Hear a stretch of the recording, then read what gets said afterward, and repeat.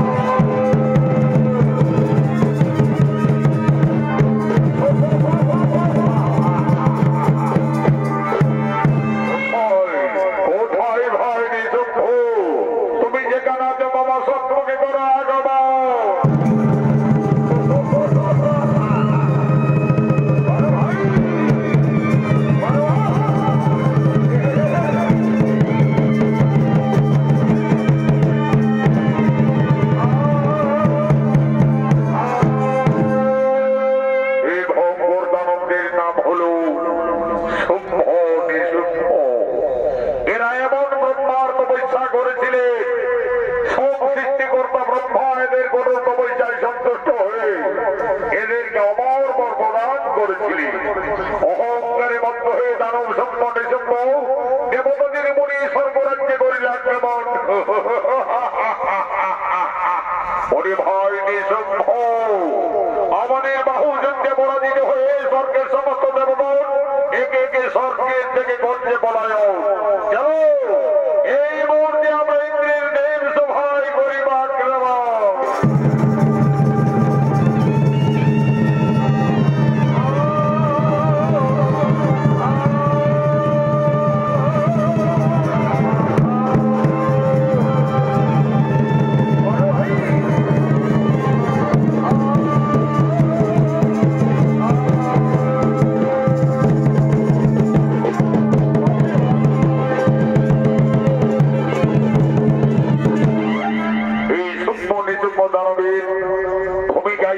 আপনাদের মহান মঞ্চে নৃত্য পরিবেশন করবে দুই তরুণ নৃত্যশিল্পী ভক্তরঞ্জন মাহাতো ও মঙ্গলচন্দ্র মাহাতো।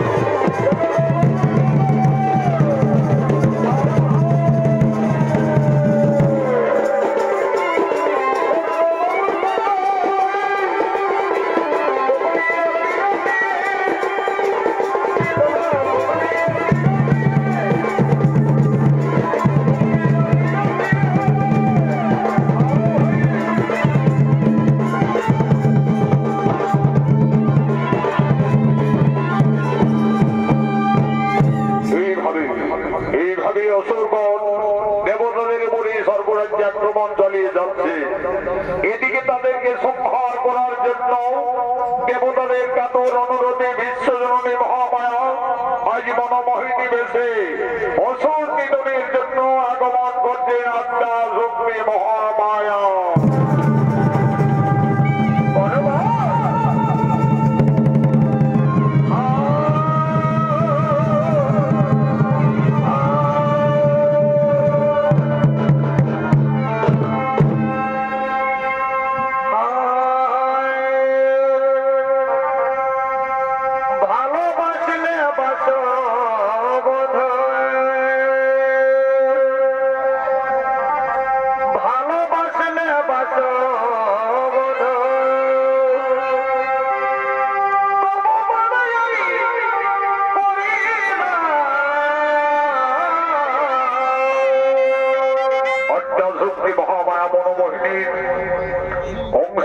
আপনাদের মহান মঞ্চে মঞ্চস্থ হয়েছে নৃত্যশিল্পী রাকেশ পুরা।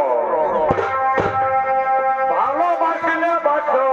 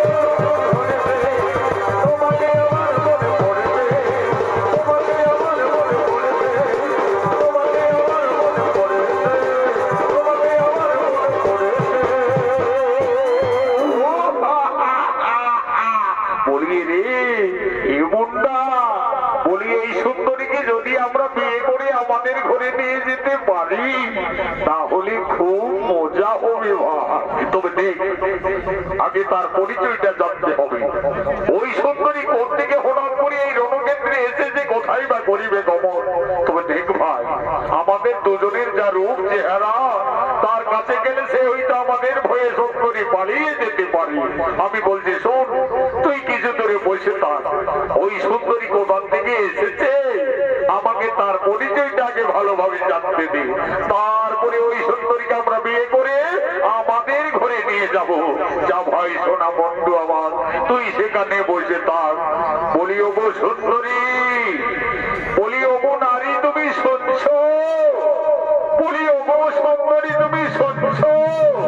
বলি বলো না গো কোথা থেকে এসেছো, কোথায় করিবে গমন, কিবা তোমার পরিচয়? বোকাটিয়ার গাছে ফলে তোকে বলছি তুই সেখানে বসে থাক। তুই আমার আগে হিড় করে চলে এসে যা, পরিচয়টা ওই সুন্দরীর কাছে তুই এগিয়ে আসবি। যা, আমি এগিয়ে বসিতে যাই। ও দাদা তুই খুবই ভালো রে, সত্যি দাদা। ওই সুন্দরীকে দেখে তখন থেকে মনটা আমার ডুব ডুব করছে রে, ডুব ডুব করছে রে। দাদা তাকে তোকে চমকাবো রে, তোর পাইয়ের দোলা তোর বাপাই দে। ওই সুন্দরী নিকটে ধরে খবর আসলে আমি পাঠিয়ে দিচ্ছি, আমার পায়ের ছোলা তোর বাবার নেনে আমার দিকেই দিবি। এই দেখ দাদা, আমি যেমন সুন্দরীর কাছে পরিচয়টা নিয়ে পুনরায় ফিরে আসবো। তবে যা, আর বেশ দেরি করি না, যা যা যা, খবরটা নিয়ে আসবি। আমি এগিয়ে বসে গিয়ে যাই। বলি ও গো সুন্দরী, বলি ও গো নারী, তুমি কোথায় সুন্দরী? বলি ও গো সুন্দরী, তুমি কোথায়, দেখা দাও। ও না না না না না না, এদিকে তো বাবা, তাহলে সুন্দরী কোথায় গেল? কোথায় অদৃশ্য হলে সুন্দরী? বলি ও নারী, তুমি আমাদের দেখা দাও। না না না না না না, এদিকে তো সবন্য মহিলার বাপ মারি মোরাবে বাবা। তাহলে কোথায় গেল সুন্দরী? কোথায় গেল সুন্দরী? তুমি আমাদের সত্যি রে, সত্যি রে চোদ্দা, এই সুন্দরীর রূপ দেখে আমার একটা চৈকই ফিউজ হয়ে গেল। বলি আই ভাই সোনা বন্ধু আমার, আমরা দুজনে গিয়ে ওই সুন্দরীর পরিচয়টা জেনে তারপরে তাকে আমাদের কাছে নিয়ে আসতে হবে। চল চল চল। বলি ওগো নারী, তুমি শুনছো? বলি বলো না গো কোথা থেকে এসেছো, কোথায় করিবে গমন? না ওরে বাবা রে, বলছে বলবে না রে বন্যা। বলি সোজা আঙুলে না ঘি উঠলে আঙুলটা একটু টেরা বাঁকা করতে হয়। চল চল, ওই সুন্দরীকে আমাদের মনের কথা খুলে বলা যাক।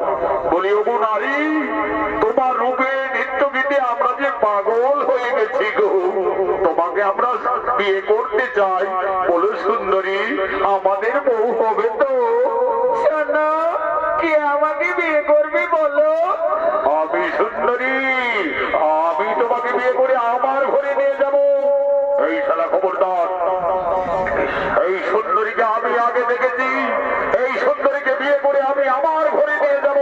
আরে হে বন্যা, ওই সুন্দরীকে আমি বিয়ে করব, আমি চন্দনা। এই দাদা, ওই সুন্দরীকে আমি বিয়ে করে আমি ঘরে নিয়ে যাব, আমি বন্যা। এইভাবে ঝামেলা করলে চলে না, তার চাইতে তোমরা যুদ্ধ করো। যে যুদ্ধে জয়ী হবে আমি তার বোধ হয়ে তার ঘরে যাব। ঠিকই বলেছো, ঠিকই বলেছো নারী, তোমার জন্য আমরা যুদ্ধই করবো।